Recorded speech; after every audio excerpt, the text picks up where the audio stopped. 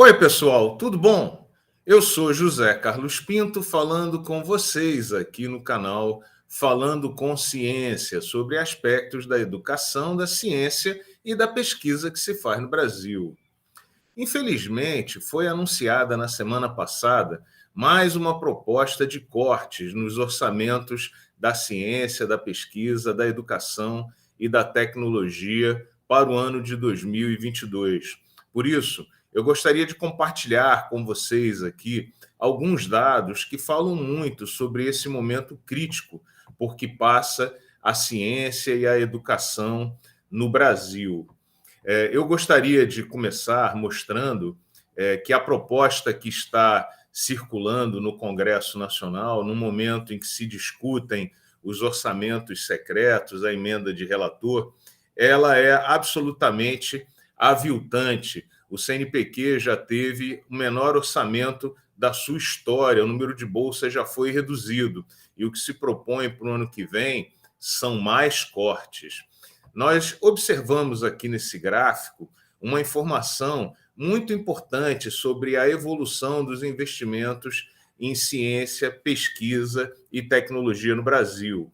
Como sempre, você vai encontrar aqui embaixo na descrição do vídeo os links para esses gráficos, essas informações, para que você tire as suas próprias conclusões. A gente vê aqui nesse gráfico que o orçamento da área de ciência e tecnologia, de pesquisa, atingiu seu ápice no ano de 2015, no governo Dilma, e depois despencou com o governo Temer e principalmente no governo Bolsonaro. Veja que nós voltamos aqui a um patamar dos anos 1990, de maneira que é incrível que ainda se proponham cortes adicionais, mesmo que se considerem a inflação e os compromissos que as universidades e os institutos de pesquisa assumiram com os governos nos últimos anos, como de, por exemplo, aumentar o número de alunos nas universidades. Isso está asfixiando o setor de educação e de tecnologia. Como resultado, no jornal ontem, o Globo anunciou que mais de 50% do que o Brasil exporta já são produtos básicos, e é muito fácil compreender isso, porque cada vez nós embarcamos menos conhecimento, menos tecnologia nos produtos que o Brasil produz. Veja que esse gráfico não deixa dúvidas sobre a sequência ascendente da participação dos produtos básicos na pauta de exportação do Brasil, como, por exemplo, soja e minério de ferro. O Brasil rapidamente vai retomando o seu lugar de uma república de bananas que vende basicamente insumos básicos que serão processados no exterior e depois vendidos de volta ao Brasil. Veja mesmo que na agricultura o Brasil se gaba de ser grande exportador de grãos, mas importa praticamente toda a tecnologia que usa no campo, como máquinas, defensivos agrícolas, fertilizantes, apoio de satélites, apoio tecnológico e tudo mais. O Brasil vai se empobrecendo terrivelmente. E a proposta para o ano de 2022 é incrível, é empobrecer ainda mais a área da tecnologia no Brasil. Esse gráfico aqui é um gráfico muito interessante e muito importante, porque ele fala muito sobre o valor que cada país dá à ciência, à pesquisa e à tecnologia. Nesse gráfico que você vê aí na tela, que pode ser encontrado em diferentes sites, como, por exemplo, também na Unesco, mostra essa bola, significa o quanto um país investe em ciência, pesquisa e desenvolvimento. Vemos aqui os Estados Unidos com um grande orçamento para o desenvolvimento científico e tecnológico. Vemos aqui o Japão, que investe um pouco menos, a Alemanha, vemos a China. Quanto maior o tamanho desse círculo, maior é o investimento que o país faz. Nós vemos aqui o Brasil, essa bolinha meio verde aqui embaixo, mostrando que o país investe muito menos que os principais países do mundo. Mas mais importante ainda do que essa bolinha, é a gente olhar esse eixo do X aqui, que mostra o quanto o país tem investido em ciência, pesquisa, tecnologia e desenvolvimento como uma fração do total das riquezas que o país produz, ou PIB, né? E o que a gente vê aqui é que a maior parte dos países desenvolvidos que fazem parte da OCDE, o clube de países que formam a Organização para a Cooperação do Desenvolvimento Econômico, clube para o qual o Brasil tem pleiteado uma vaga há muitos anos, veja que todos eles investem da ordem de 3% na média ou mais das riquezas geradas no país para a geração de conhecimento e produtos avançados. Nós vemos o Brasil aqui que não chega a 1,5% do PIB. Veja que o pleito do Brasil entrar para a OCDE serve como uma referência importante, porque, de alguma maneira, o país se compara aos países que fazem parte desse clube. A gente vê aqui que há muito que melhorar no país. Nós investimos muito pouco. Nós nos juntamos aqui a países que, em geral, são países pobres e pouco desenvolvidos e que investem muito pouco e até por isso mesmo continuam pobres e subdesenvolvidos. Portanto, é inconcebível que o país reduza os investimentos em ciência, pesquisa, tecnologia e inovação.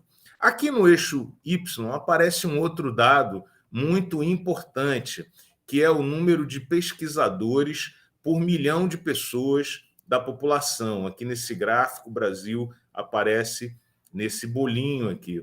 O que esse eixo aqui mostra é que o Brasil tem cerca de 1.000 pesquisadores por milhão de habitantes da sua população, quando a média dos países da OCDE conta com 4 a 5 mil pesquisadores por milhão de habitantes, o que significa dizer que esses países têm de 4 a 5 vezes mais pesquisadores na sua população do que o Brasil. Portanto, é inconcebível que o Brasil deixe de formar pessoas, pesquisadores, reduza o número de bolsas. Nós temos um tremendo salto, uma tremenda diferença em relação aos países mais desenvolvidos do mundo. E essa falta de pesquisadores ajuda também a explicar por que os nossos produtos estão cada vez mais pobres em conhecimento embarcado e por que o Brasil vai retomando rapidamente o papel de mero fornecedor de produtos primários no mundo. Veja que, nesse contexto, não apenas reduzir os investimentos em ciência e tecnologia, mas reduzir os investimentos na formação de pessoal denota uma tremenda falta de estratégia nacional para o que realmente deveria ser importante, que é a geração de conhecimento e de produtos com tecnologia embarcada. E muito importante, antes de terminar esse vídeo, esse salto, a necessidade de dar esse salto, seja em termos de investimento financeiro, como em termos de formação de pessoas, mostra que nós não deveríamos estar criando travas para o crescimento do nosso sistema de pós-graduação e pesquisa. Muito pelo contrário, a formação dos programas de pós-graduação deveria estar sendo fortemente incentivada, porque ainda há muito chão para o Brasil trilhar e para crescer. E jamais deveríamos impedir os nossos jovens pesquisadores, jovens docentes formados e que se encontram nas universidades brasileiras de participar dos programas de pós-graduação, porque supostamente ainda não têm um currículo suficientemente bom para ser apreciado pelas avaliações da CAPES. Isso precisa mudar. É preciso dar espaço para que essas pessoas atuem na plenitude. Quando um professor universitário faz um concurso, supõe-se que ele atuará como um professor pleno, fazendo ensino, pesquisa e extensão. Vê-se que não há nenhum sentido de a gente atrasar o crescimento da carreira desses jovens pesquisadores. E todos esses jovens docentes que fizeram concursos recentemente e que estão trabalhando nas universidades públicas, nas instituições federais de ensino superior, deveriam ser imediatamente admitidos nos programas de pós-graduação.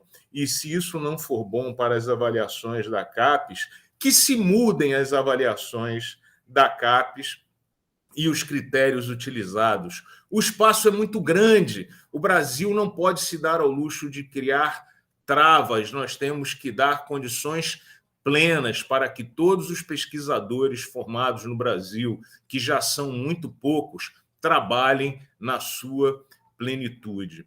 O que a gente vê aqui é que o país tem que investir mais em ciência, pesquisa, tecnologia, inovação, e que o país tem que dar mais chances para o crescimento de seus pesquisadores, formar mais gente e deixar esse povo trabalhar na plenitude. Existe um longo caminho para ser preenchido. Se for necessário mudar a avaliação da CAPES, vamos mudá-la. Já passou da hora de a gente incentivar e deixar os nossos pesquisadores trabalharem plenamente. Um grande abraço e até o próximo vídeo.